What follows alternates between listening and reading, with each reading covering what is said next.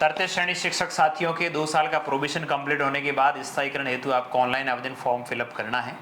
साला दर्पण पर जब आप आवेदन फॉर्म भर रहे हैं तो उससे पहले आपको एक ऑफलाइन आवेदन फॉर्म भी तैयार करना है, जिसे पीओ के थ्रू आपको अपलोड करवा के आपके डीओ को सेंड होगा। तो साथियों, उसके संबंध में हमने एक वीडियो जारी किया था कि स्थायीकरण आवेदन फॉर्म आप किस प्रकार से भरेंगे, ऑफलाइन आवेदन फॉर्म किस प्रकार से फिलअप करेंगे।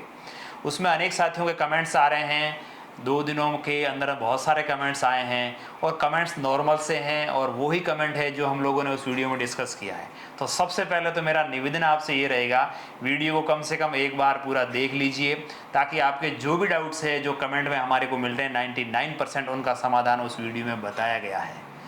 उसके बाद भी कई कमेंट्स ऐसे हैं जिनका रिप्लाई हमें देना ठीक लग रहा है, तो उस पर हम लोग इस वीडियो में डिस्कस करेंगे।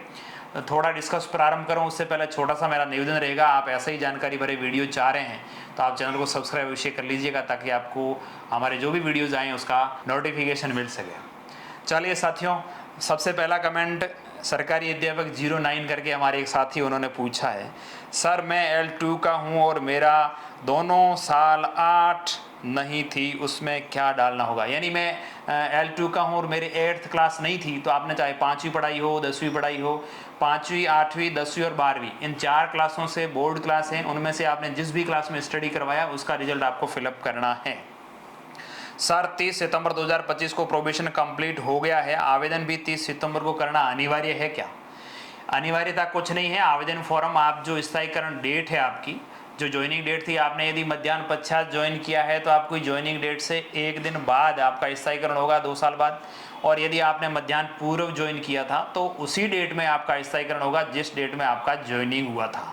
ठीक है, आपको आवेदन फॉर्म उस डेट के बाद ही कर पाएंगे या उस डेट को ही कर पाएंगे, लेकिन उससे पहले की डेट में कोई भी व्यक्ति आवेदन नहीं कर सकता है। 2 साल कंप्लीट होने के बाद ही आवेदन होगा। तो आपको ये डाउट क्लियर कर लेना है कि मैं आज ही भरूं, कोई जरूरी नहीं है। आपको जब भी समय मिले, जब भी आपके पास डॉक्यूमेंट्स कंप्लीट हो, तब आप लोग आवेदन फॉर्म भर सकते हैं। उसके बाद लिखा है जुलाई 25 की सीएल काउंट होगी क्या। होगी, क्यों नहीं होगी। इसमें साथियों सीएल काउंटिंग के संबंध में एक ऐसा कंफ्यूजन पैदा हो रहा है कि गवर्नमेंट ने एक तरफ आदेश निकाला है कि जो भी प्रोबेशन एम्प्लॉइज हैं उनको 1 जुलाई से लेकर के 30 जून के मध्य 15 सीएल दे होगी, लेकिन जब आप साला दर्पण पोर्टल पर ऑनलाइन आवेदन कर रहे हैं तो उस समय सीएल काउंटिंग का सिस्टम अलग आपको वहाँ फेस हो रहा है। यानी प्रथम वर्ष ज्वाइनिंग डेट जैसे किसी की 30 सितंबर 2023 है, तो 30 सितंबर 2023 से लेकर के 30 सितंबर 2024 तक आपका 1 वर्ष कंप्लीट होता है। वहां तक आपने कितनी सीएल लिए ये काउंटेबल हो रहा है, जबकि ऑर्डर ये कह रहा है कि जुलाई से लेकर के जून तक आपको दे होनी है। इस चक्कर में कई साथियों के 1 साल जो ज्वाइनिंग टू ज्वाइनिंग 1 साल कंप्लीट हो रहा है उसमें 15 से ज़्यादा सीएल हो जा रही है, या कई साथियों के सेकंड साल में 15 से ज़्यादा सीएल हो जा रही है। तो उनके लिए साथियों समाधान में ये बताना चाहूँगा आपको कि आपको क्या करना है। यदि आपकी joining date to joining date ज़्यादा सीएल हो जाती है, उस कंडीशन में आपको जितनी सीएल ज़्यादा हुई है उसको WPL यानी विदाउट पीए लीव के अंदर सेक्शन करवाना होगा मेडिकल के बेस पे, या आप अपने घर पर आवश्यक कार्य की वजह से उसको रखते हुए WPL के अंदर सेक्शन करवाएंगे। छुट्टी सेक्शन का ऑर्डर लगेगा, आपको उस 1 दिन का जो आपकी सीएल ज़्यादा हो रही है उस 1 दिन का आपको पेमेंट वापस जमा करवाना होगा।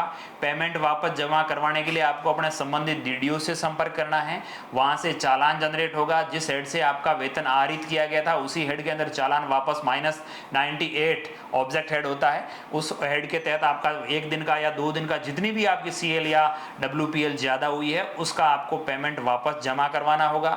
वो पेमेंट वापस जमा करवाने का चालान, DDO से फॉरवर्डिंग लेटर, उसको आपको अपने संबंधित जिला शिक्षा अधिकारी एलिमेंट्री को भेजना होगा और वहाँ से आपकी WPL सेक्शन होगी। आपको स्थायीकरण आवेदन फॉर्म के साथ उस WPL जो स्वीकृति आदेश हुआ है जिला शिक्षा अधिकारी कार्यालय से उसको भी साथ में अपलोड करना होगा। सर फॉर्म को पीओ स्तर के बाद सीबीओ फॉरवर्ड हो गया सीधे DDO के पास। साथियों मैं पहले वाले वीडियो में आपको स्पष्ट डिस्कस कर चुका हूं कि आपको इस आवेदन फॉर्म को अपने स्तर से भर करके OTP डाल के भेजना है। वो जाएगा आपके जो भी सीनियर सेकेंडरी स्कूल में, कई साथी ऐसे हैं जो लगे थे, वो सीनियर सेकेंडरी में यदि लगे हैं तो उनका आवेदन फॉर्म संबंधित सीनियर सेकेंडरी स्कूल में ही जाएगा, और कई साथी ऐसे हैं जो एलिमेंट्री सेटअप में लगे हुए हैं, उनका आवेदन फॉर्म संबंधित PO या UCO के पास जाएगा। वहां से आपको OTP डाल के फॉरवर्ड करवाना है। संबंधित पीओ या यूसीओ से या आपके संस्था प्रधान से जब भी आप आवेदन फॉर्म फॉरवर्ड करवाएं, उस समय आपको अपना सेवा सत्यापन, अधिक वेतन भुगतान नहीं होने का प्रमाण पत्र, अन्य तरह की छुट्टी नहीं लेने का प्रमाण पत्र, प्रोबेशन आगे नहीं बढ़ने का प्रमाण पत्र, ये जो एक ऑफलाइन फॉर्म है 7 पेज का, जिसमें सीएल का विवरण है, रिजल्ट का विवरण है, वो सारी चीजें आपको एक पीडीएफ के अंदर डालते हुए उसको पीओ, यूसीओ या संबंधित संस्था प्रधान, जो आप सीनियर सेक्रेटरी में पोस्टेड है, तो वहां से जब आप फॉरवर्ड करेंगे आवेदन फॉर्म को, तब आपको अपलोड अवश्य करवाना है। साथ में आप कंफ्यूज ना हो कि सर मैंने अपने स्तर से आवेदन फॉर्म भेजा, वहां तो कोई डॉक्यूमेंट ही नहीं मांगा, तो आपके स्तर से डॉक्यूमेंट नहीं मांगा जाएगा। संबंधित पीओ, यूसीओ या जो आप संस्था प्रधान से आगे फॉरवर्ड करवाएंगे, वहां से ही आपको पीडीएफ अपलोड करके आवेदन फॉर्म को आगे फॉरवर्ड करवाना है। कई साथी ये कह रहे हैं सर पीडीएफ हमें खुद को बनानी है या पीओ वाले बनाएंगे। यार ये तो नॉर्मल सी बात है, आप यदि उस पीओ को पीडीएफ बना के दे देंगे तो भी कोई नुकसान नहीं होने वाला, वो अपने स्तर पे बनाते हैं तो भी कोई नुकसान वाली बात नहीं है। ये नॉर्मल सी अपना ही समझ की बात है, आप जिसको अन्यथा ना लें। टेलीग्राम चैनल कौन सा है साथियों, हमने वीडियो के डिस्क्रिप्शन में और इस वीडियो के डिस्क्रिप्शन में डाल रहे हैं। आपको टेलीग्राम चैनल शिक्षा समाचार के नाम से हमारा टेलीग्राम चैनल बना हुआ है, वहाँ पे लगभग 7000 के आसपास हमारे फॉलोअर्स हैं। वो चैनल पे जाइएगा, उसके ऊपर जाकर के सर्च का ऑप्शन दिखेगा, वहाँ आप लिखिएगा स्थायीकरण आवेदन फॉर्म, तो हमारे स्थायीकरण आवेदन फॉर्म के संबंध में जो पीडीएफ हैं, जो आपको रूल्स चाहिए, जो मैंने आपको पीपीटी दिखाई है वीडियो के अंदर, वो सारे नियम्स और हमारा वीडियो, सारी चीज़ें आपको उस टेलीग्राम चैनल पे मिल जाएगी। वहाँ से आप लोग डाउनलोड करते हैं, उसकी सहायता से फॉर्म को फिलअप कर सकते हैं। सर आज हमारा भी प्रोबेशन पूरा हो गया है, अब हमारा इंक्रीमेंट कब लगेगा, 1 जनवरी या 1 जुलाई? तो साथियों मैं आपको बताना चाहूँगा, जो भी स्थायी कर्मचारी है उनको 7th पे कमीशन के अंदर जनवरी में इंक्रीमेंट उनको मिलता है जिसका 30 दिसंबर से पहले या 30 दिसंबर तक स्थायीकरण हो गया हो, उसको 1 जनवरी से इंक्रीमेंट दे होता है। और जिन साथियों का 29 जून या उससे पहले, 30 जून नहीं साथियों, 29 जून या उससे पहले फिक्सेशन हो गया है, उसको 1 जुलाई से इंक्रीमेंट दे होगा।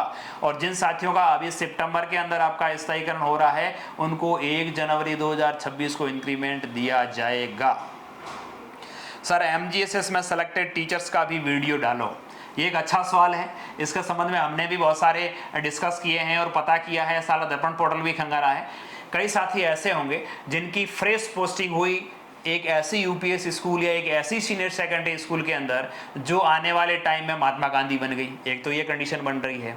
और कई साथी ऐसे हैं जिनका अभी जो महात्मा गांधी में पोस्टिंग के लिए एग्ज़ाम हुआ और आपका चयन है वो आपको गृह जिले में, आपके नज़दीकी महात्मा गांधी में हो गया, आप अंडर प्रोबेशन थे, आप वर्तमान जहां आपका फर्स्ट में ज्वाइनिंग हुई वहां से हट करके आप नए जिले में चले गए हैं, तो ये 2 कंडीशंस बन रही है। तो दोनों पे मैं आपको डिस्कस के रूप में बताना चाहूँगा साथियों। यदि आप महात्मा गांधी में अभी अधिशेष हैं, कई साथी ऐसे हैं जो अभी भी महात्मा गांधी में अधिशेष हैं, उनका वेतन कहीं और से वेतन व्यवस्था के तहत आरित हो रहा है, तो उसके लिए गवर्नमेंट ने एक आदेश जारी किया था कि जो भी महात्मा गांधी है जिसके अंदर अभी डीडीओ पावर नहीं है, जहां पर संस्था प्रधान अभी तक नहीं है, जहां 03 पावर नहीं है, उन सभी कर्मचारियों की सर्विस बुक पुरानी व्यवस्था जो पीओ सिस्टम चल रहा था उसके अनुसार रहेगी और वेतन व्यवस्था के तौर पर आपके संबंधित पीओ में या आसपास के स्कूलों में जहाँ से भी वेतन व्यवस्था हो रही वहीं से चलेगी। तो आपका आवेदन फॉर्म जब आप उस महात्मा गांधी स्कूल से भरेंगे तो आपके महात्मा गांधी स्कूल का जो पोर्टल है वो साथियों एक सीनियर सेकेंडरी स्कूल की तरह ही पोर्टल है, तो आपका आवेदन फॉर्म उस महात्मा गांधी स्कूल के लिए ही फॉरवर्ड होगा, उससे आप लोग वहाँ से फॉरवर्ड करते हुए आगे भेजेंगे। और वहाँ ये हो सकता है डीओ सेकेंडरी में चला जाए, डीओ एलिमेंट्री में चला जाए, लेकिन एक तृतीय श्रेणी शिक्षक के जो नियुक्ता अधिकारी माने जाते हैं वो डीओ एलिमेंट्री माने जा रहे हैं। आपके जो नियंत्रण अधिकारी है वो डीओ एलिमेंट्री है। तो आप यदि डीओ सेकेंडरी में जाएगा तो वो ऑटोमेटिकली वहाँ से डीओ सेकेंडरी वाले उसको एलिमेंट्री में फॉरवर्ड कर देंगे और आपका आवेदन फॉर्म वहाँ चला जाएगा डीओ एलिमेंट्री के पास। जिला परिषद से अनुमोदन होने के बाद आपका स्थायीकरण आदेश हो जाएगा, कोई इशू नहीं है। लेकिन कई साथी ऐसे हैं जो महात्मा गांधी पहले नहीं थी, वहाँ से इंटरव्यू के बाद आप महात्मा गांधी स्कूल में आए हैं, उस कंडीशन में साथियों आपको क्या करना है, जो ऑफलाइन आवेदन फॉर्म है जिसका आपका सीएल का विवरण, रिजल्ट का विवरण, सारी चीज़ें आएगी, उसमें साथियों आप लोगों को जहां आप पहले पोस्टेड थे वहां से उस आवेदन फॉर्म को तैयार करवाइएगा और आपकी कुछ सर्विस है वो महीने 2 महीने की सर्विस आपको 30 जून या 1 जुलाई से आपने जहां भी ज्वाइन किया है उस जिले में आप हैं, तो आप उस जिले के जहां आप पोस्टेड हैं वहां आप यदि आप जिस महात्मा गांधी में पोस्टिंग हुई वहां यदि फुल फ्लेश डीडीओ हैं तब तो आप उनसे करवा लीजिए, वरना आपके वहां के जो पीओज लग रहे हैं, उस पीओ से उस आवेदन फॉर्म को, आपका सेवा सत्यापन प्रमाण पत्र है, आपके खिलाफ किसी प्रकार की कोई कार्रवाई नहीं हो रही है, आपको अधिक वेतन का भुगतान नहीं किया गया, ये प्रमाण पत्र आपको दोनों जगह से करवाना है। एक तो आप जहां पहले थे वहां से करवा लीजिए, और एक जहां आप वर्तमान में हैं वहां से करवा लीजिए।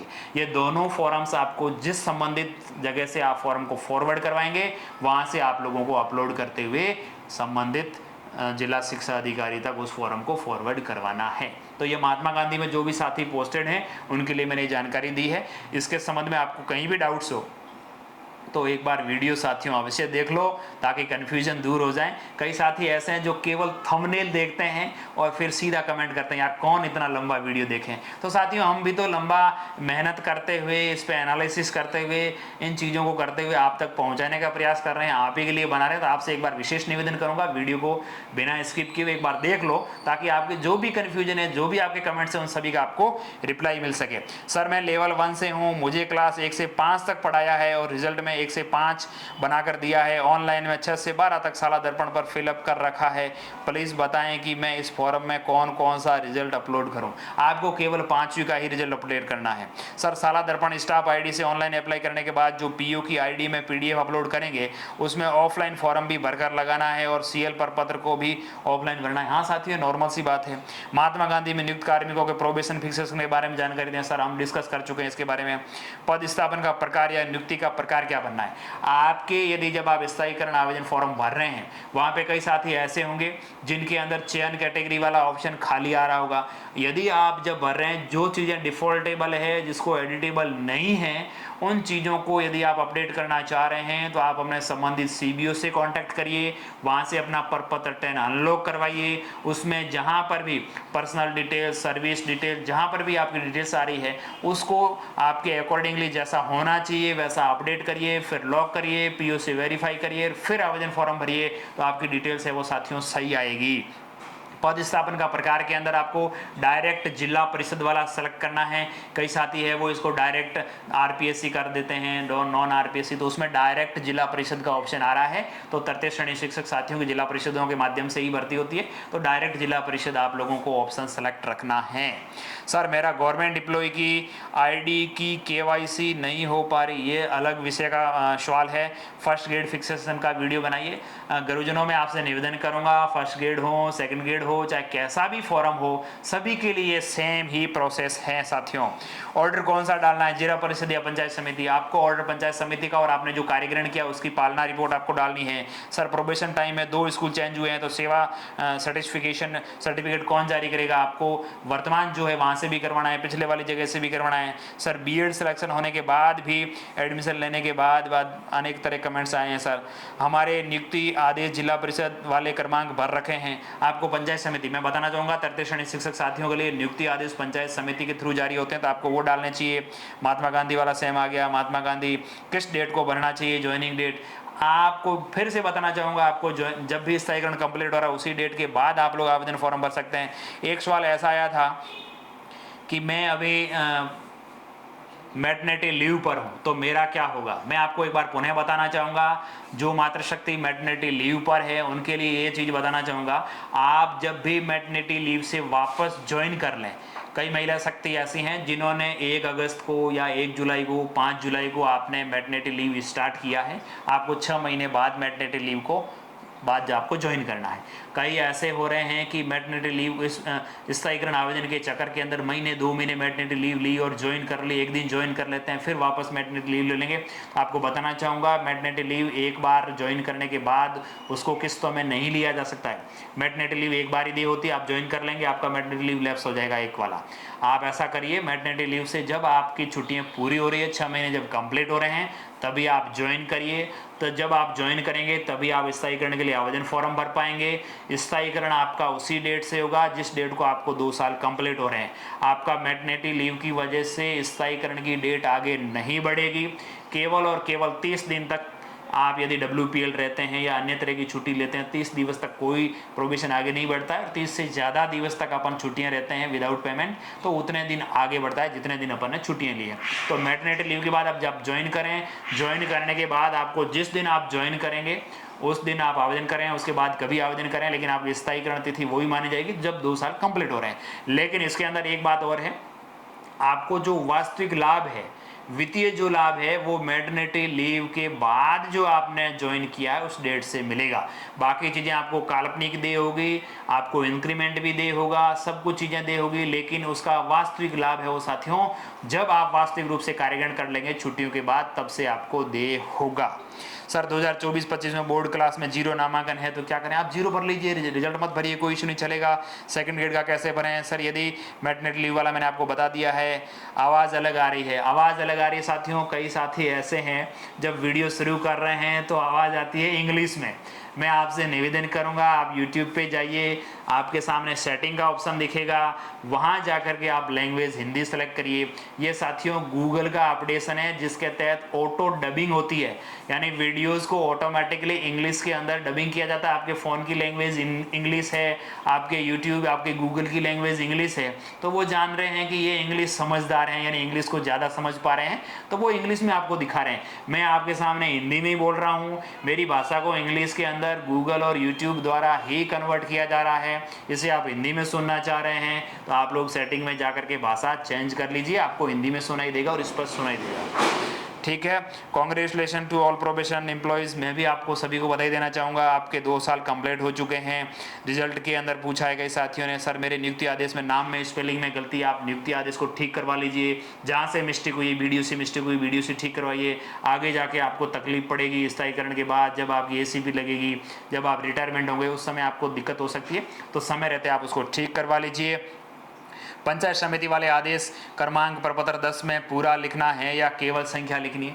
पूरा आ रहा है तो पूरा लिख लीजिए भाई साहब, अगर छोटे आ रहे हैं तो आप उस अंक को लिख सकते हैं, वो कोई बड़ा मैटर नहीं है। आप जैसा आदेश क्रमांक आ पा रहा है उसमें, उस ऑप्शन के अंदर, उतना आप लिख सकते हैं। सर मेरी 5वीं क्लास में 2 बच्चे बोर्ड में एब्सेंट थे, उनका रिजल्ट कौन सा ग्रेड भरना है? एब्सेंट थे तो उनको आप रिजल्ट से हटा दीजिए, कोई इश्यू नहीं है। जितने बच्चे प्रेजेंट थे उसमें से कितने बच्चे पास हो गए, कितने बच्चे फेल हो गए, उसका रिजल्ट कितना रहा, वो आप लोगों को भरना है। फर्स्ट ग्रेड फिक्सेशन का फॉर्म गुरुजी मैं आपसे निवेदन कर रहा हूँ, सभी के लिए सेम तरीका है। फर्स्ट ग्रेड के लिए 10वीं 12वीं बोर्ड होगी, और इधर जो साथी थर्ड ग्रेड होंगे 5वीं 8वीं बोर्ड का रिजल्ट भरना। बाकी सारी चीज़ें सेम है, कहीं कोई चेंजेस नहीं है। उसके अंदर क्या होगा, फर्स्ट ग्रेड जो साथी हैं उनका आवेदन फॉर्म फर्स्ट लेवल पर CBO के पास जाएगा, CBO सीधा डायरेक्टर के पास जाएगा। सेकंड ग्रेड साथी है उनका स्कूल से सीधा आपके JD के पास जाता है, यानी वो ऑटोमेटिकली सारा दर्पण पे फॉरवर्ड होता है। अपने को कहीं कोई कन्फ्यूजन होने की आवश्यकता नहीं है। मैंने 1 जुलाई 2024 को CL ली है, अब मैं क्या करूँ? कोई इशू नहीं, आपने 1 जुलाई को CL ली है, ले सकते हैं। आपको केवल और केवल यहाँ ये होता है साथियों, 1 जुलाई को जो CL लेते हैं उनके लिए इंक्रीमेंट 1 जुलाई को ही लग जाता है, लेकिन उसको वास्तविक लाभ जब वो कार्यग्रहण करता है, जैसे आपने 2 जुलाई को स्कूल आए हैं तो आपको 2 जुलाई से वास्तविक लाभ मिलता है, लेकिन आप अंडर प्रोबेशन थे, कोई इश्यू नहीं है, CL ले सकते हैं। छुट्टियों के एक तरफ CL लेते हैं, कोई प्रॉब्लम नहीं है, ले सकते हैं। आपने ली है तो आपके इस पर कोई प्रॉब्लम नहीं आई। बाकी तो सब ठीक है। सर आप ये तो बताओ कि पहले जो कार्मिक PD एड में थे अब IFMS 3 पर आ गए हैं, वे कार्मिक अपनी सैलरी स्लिप कैसे डाउनलोड करें? इसके संबंध में अपना अलग से वीडियो डालेंगे, डिस्कस करेंगे साथियों। मेरा पदस्थापन के समस्या थी कि नॉन RPSC भरें या डायरेक्ट जिला परिषद, तो डायरेक्ट जिला परिषद भरिए। प्रोबेशन पीरियड के लोगों को बहुत परेशान करते हैं, धमकाया जाता है। ये अपने व्यवहार पर डिपेंड करता है, आपको कौन धमकाता है, कोई नहीं धमकाता, सब मजे से नौकरी कर रहे हैं। सर दोनों सेशन में क्लास 5 में कोई बच्चा नहीं था, ये तो एक क्या कहें इसको, चीज़ों को नहीं था तो आप 0 भरिए, कोई इश्यू नहीं। आप रिजल्ट भी 0 लिखिए, देखा जाएगा जो भी होगा। सर किसी कार्मिक की ज़्यादा सैलरी चुका दी गई, वापस चालान किसके नाम से बनेगा? जिस हेड से चालान, पहले क्या होता था साथियों, सैलरी वापस जमा करवाने के लिए 1 साल पुरानी सैलरी हो तो फलाने हेड में जमा करवाए वगैरह वगैरह। अब आपकी सैलरी जिस हेड से आहरित हुई है उसी हेड के अंदर चालान बनेगा, वो -98 के अंदर बनेगा। वो आपकी ऑफिस ID, जिस भी ऑफिस ID से आपका सैलरी आ रहा है उस ऑफिस ID की हेड से आपका चालान बनेगा। उसको आप E-ग्रास के माध्यम से चालान बनवाइए, उसको बैंक के माध्यम से जमा करवा सकते हैं, ऑनलाइन फ़ोन पे के माध्यम से। अब आप E-ग्रास पे QR कोड आएगा, उसको चालान को जमा करवा सकते हैं, चालान जमा करवाएंगे, कोई इशू नहीं आएगा। सर जी इसमें पद स्थापन का प्रकार के बारे में अपन चर्चा कर चुके हैं, बोर्ड क्लास नहीं थी, टेलीग्राम चैनल कहाँ है, अपार में बालक द्वितीय श्रेणी, यानी अनेक ये सेम लगभग यही कमेंट्स हैं सभी साथियों के। आपने इतने सारे कमेंट्स किए, आपने भी रिप्लाई करने का प्रयास किया है। आप सभी का विश्वास और अपना तो ऐसे ही बना रहे। एक बार पुनः आप सभी साथियों का बहुत बहुत धन्यवाद।